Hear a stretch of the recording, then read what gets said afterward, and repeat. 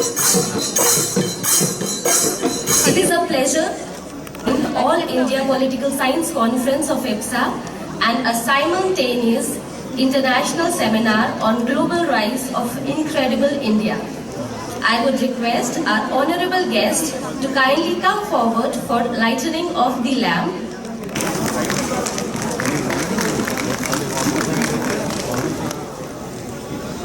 Arun Gupta to kindly welcome Shri Mohabubul Haq before assuming the charge of the University of Science and Technology, Maeghalaya. I would invite Professor G.D. Sharma to podium for welcome address. Professor G.D. Sharma. Thank you very much. And it is indeed a great pleasure for me for this mega event of academicians from all over the country to this 59th All India Political Science Congress, which is held for the first time in Northeast India after 84 years of its establishment. And her university is having MOU with us, and we hope that under her leadership, our more closeness, more strong tie will be growing, because this mega event to University of Science and Technology, a most vibrant person, a most, you can say, dramatic person in bringing change in higher education. You cannot believe how he has transformed Mahatma Gandhi Central University in Motihari, where the first Gandhiji also started his movement, first movement from Motihari, and he is the person as first Central Vice Chancellor, founder Vice Chancellor of the Central University, and the way he has transformed, it is to be seen. It is one of the best examples. Professor Sanjeev Kumar sir, it is greatest pleasure sir to welcome you. आपका 2019, 2020 और 2021 के awards हम announce करने हैं। कुछ categories में awards पूरे नहीं होंगे विभिन्न कारणों से। 2019 का IPSA national senior political scientist award professor Vishnu Charan Chaudhary. Professor Vishnu Charan Chaudhary kindly come to the stage. Professor Vishnu Charan Chaudhary Berhampur university में पॉलिटिकल साइंस के प्रोफेसर रिटायर हुए हैं, बहुत पुराने पॉलिटिकल साइंटिस्ट हैं और IPSA की एक्टिविटीज में भी विष्णु चरण चौधरी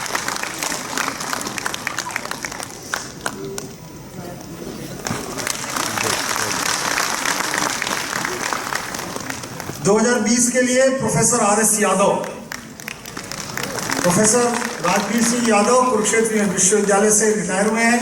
आइए 2020 का IPSA national senior political scientist award professor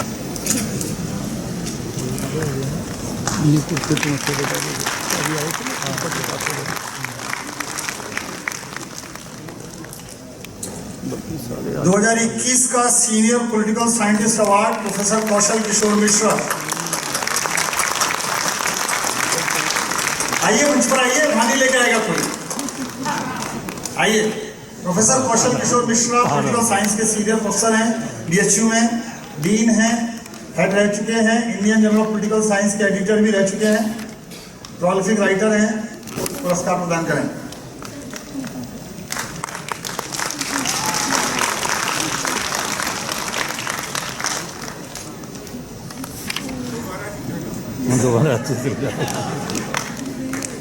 UGC के फॉर्मर चेयरमैन और भारत में मुक्त विश्वविद्यालय की संकल्पना के संवाहक प्रोफेसर जी राम रेड्डी की स्मृति में एक पुरस्कार देते हैं। Professor G Ram Reddy Anna centre for public affairs में प्रोफेसर एंड हेड रहे हैं, Indian journal of political science के एडिटर रहे हैं, IPSA के वाइस प्रेसिडेंट रहे हैं। प्रोफेसर रानी गोपाल महंतो से रिक्वेस्ट करूंगा कि प्रोफेसर P मदुरई वीरन को सम्मानित करें। तमिलनाडु से बहुत बड़ा कंटिजेंट है, ज्यादा ताली बजा सकते हैं।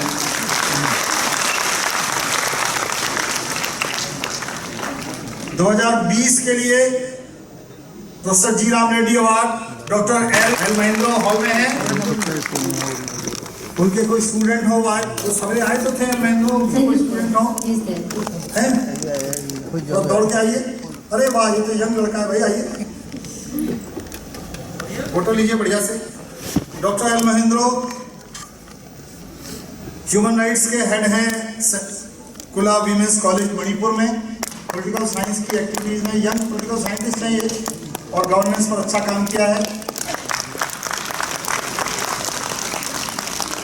और GD Sharma ji, professor GD Sharma ji उनको पुरस्कृत करेंगे। I am sorry.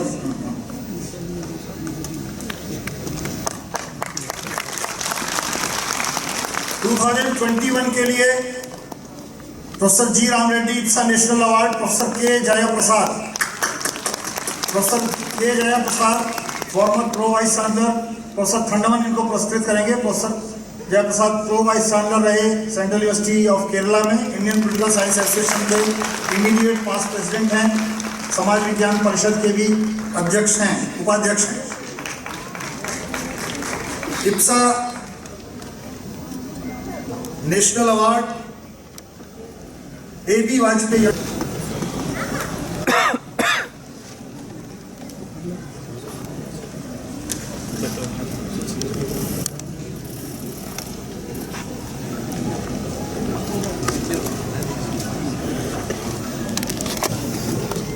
Now I would request Professor J.K. Mahapatra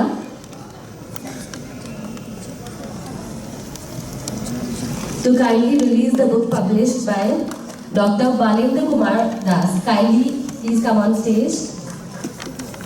Dr. Balendra Kumar Das.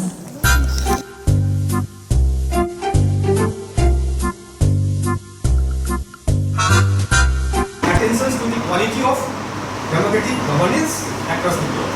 So here, therefore, governance become a global discourse within a break that suggests its usefulness for exploring the fundamental questions of democracy. Dr. B.R. Ambedkar, who was chairman of the drafting committee, he copied the way how the American government, US government governed the Native Americans, Red Indians, and that was carbon copied and 6 schedule came into it. And that comparative analysis I did while I was Fulbright scholar last year in the United States. Then how significant is this 6 schedule? Dr. Muhindro, my colleagues and friends, let's see, I can make some sense what I'm trying to say. The topic I have chosen is the emerging politics and development funds in the context of Northeast India. In recent times, development has been used kind of a mantra for winning the elections. But we are not unladen of national justification of not providing basic things like roads, infrastructure, health and education. But the tragedy is that on the one hand, as far as the politics is concerned, all over the world today, and it breaks down the gap between the politicians and the voters. And this social media has become new strategy, and it brings the electoral reformation today. And the paper is an attempt to study the role of social media and within the electoral political parties, based on Northeastern India in particular, and the rest of the country in general. And this paper, social media is considered as one of the vibrant communication tools for political awareness today. It brings more effective communication between the politicians and the voters. Manipur is well known for their exalted status of women. Traditional Manipuri narratives tell people that women in Manipur are treated with respect and dignity, and they're generally held higher social status than their counterparts in other parts of India. So, regarding this, there are lots of concerns regarding this. And insurgency are two very important emerging topics of research in Northeast India, as Professor Nani Bapar Mahantan had also said yesterday. And here, I am looking on the role of ethnicity or ethnic-based politics and the role of insurgency in the electoral politics of Manipur, particularly in the hidden areas. To avoid controversy, I use data or information available only in the public domain like newspapers, social media, and official documents of the various groups. In Manipur, we have two geographical entities called hills and Representation of the tribal women in Autonomous District Council of Manipur.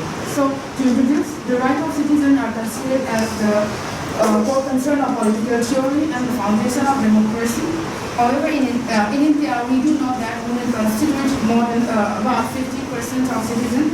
However, they are still considered as one of the most vulnerable sections, particularly in tribal society, as there has been less participation of tribal women as representative in Autonomous District Council of Manipur as far as the paper is concerned. And here, the main objective of the paper is to examine less political participation of tribal women in Autonomous District Council and to identify factors for lack of representation. And the state is diverse as India, so the political campaign in the state is very tougher. Most importantly, the political campaign in the state are never in the religious ground. So the state holds election regularly since its inception without missing the essence of the successful democratic state. However, the state held state assembly election recently, and within this we can see certain change in the campaigning process still styles. The main objective of the paper will be a deeper understanding or meaning of environmental issues and its discussions in politics. The rising roles of environmental politics around the globe, and then necessity of awaiting environmental politics in Northeast India with special reference to Manipur. Here, I've presented in 12 Manipur Legislative Assembly election 2022 in specific to why there is less women representative in the state assembly. Women in Manipur are generally assumed to be empowered based on the resistant history of the narrative history of the state. This paper employs observation, exploratory method with secondary sources. Most of the political parties in India use issue of women empowerment as their electoral plans to mobilize women voters. Yet in reality, women are underrepresented in the decision-making body. In state legislative assembly elections since 2002, women voters have outnumbered the male voter. There is a fear of losing the identity and culture due to domination in the trade, commerce, and economy by the outsider. The demands have been made particularly by the militaries, since one of the indigenous people in Manipur and non-tribal population in the state. There have been anti-foreigner movement in 1980s, and some of the armed groups have often propagated for protection of the people against the outsider. Finally, on January 1, 2020, Manipur became the first state in Northeast India to adopt Inner Line Permit. After the introduction of Inner Line Permit, the demand for ILC was decided. However, the demand for ST status of the military continues, and some of the reasons for ST status of military include the military community has been victimized without any constitutional safeguards from there. As a result, military has been gradually marginalized in their ancestral land. Their population base was 69% of the total population of Manipur in 1951, has now been reduced to 44% as per 2001-2011 census. This is the justification given by the ST1 committee. I'd like to express more challenging scientific society in Manipur, politics and policy responses. The main argument of the paper is that unless the political parties take up the remain only in paper. In the context of Northeast region and in particular Manipur is highly vulnerable to the impact of climate change, as industry is highly dependent on agricultural and other activities. Climate change have not brought much concern to the political parties. An analysis of election manifesto of the Manipur legislative election of 2022 found that political parties for the first time talked about the climate change, however, economy is Manipur is a land known for their exalted status of women. Traditional Manipuri narrative tell people that women in Manipur are co-chair and the keynote speaker. In this technical session, we have 36 papers out of the 68 papers. So almost all the papers are very rightly addressed on the political dynamics of the Northeast India. So it is not possible to review all the papers. So as a general of the discussion, so I would like to observe that almost all the papers are very nicely presented, and it will be very interesting if they revise and if they put up in the publications. So I would like to recommend the chairperson to recommend all these papers to be published. Thank you very much. Prof was honored for all our dignitaries on the dais. So please hold on for a few more minutes.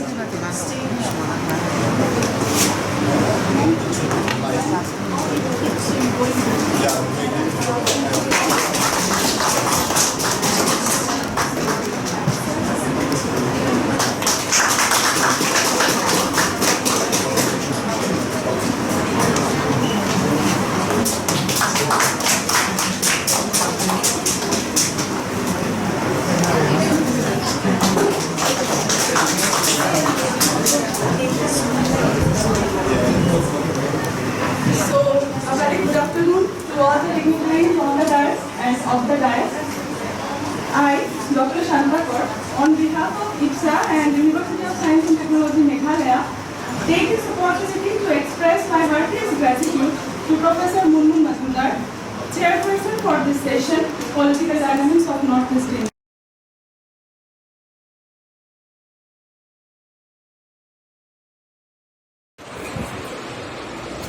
Very good afternoon.